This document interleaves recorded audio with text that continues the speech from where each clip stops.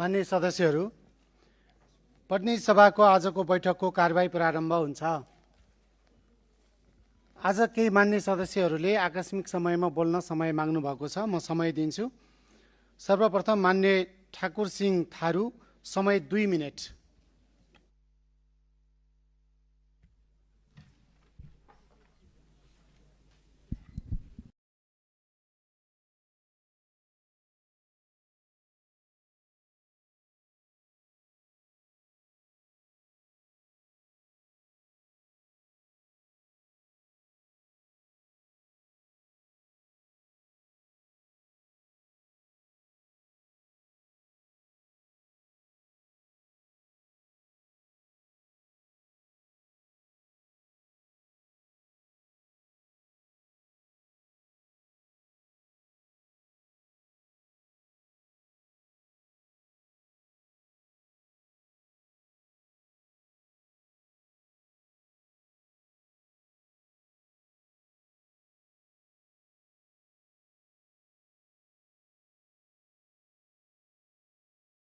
अहिले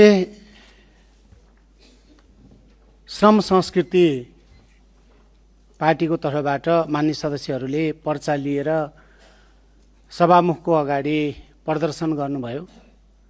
माननीय सदस्यहरू, प्रतिनिधि सभाको यो सभा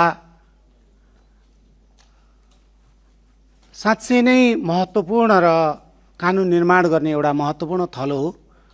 त्यसकारणले विरोध गर्ने विभिन्न शैलीहरू हुन्छन्, तर मर्यादामा बसेर विरोध गर्नुपर्ने हुन्छ।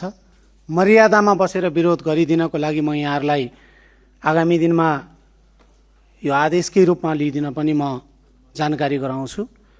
पर्चा देखाएर विरोध गर्ने सदनमा यो न हाम्रा कानुन अथवा नियमावली, हाम्रा प्र्याक्टिस कसैले पनि दिएको देखिँदैन। त्यसकारणले आगामी दिनमा विरोध गर्ने शैली मर्यादापूर्वक तरिकाले गर्नलाई म यो जानकारी गराउँछु।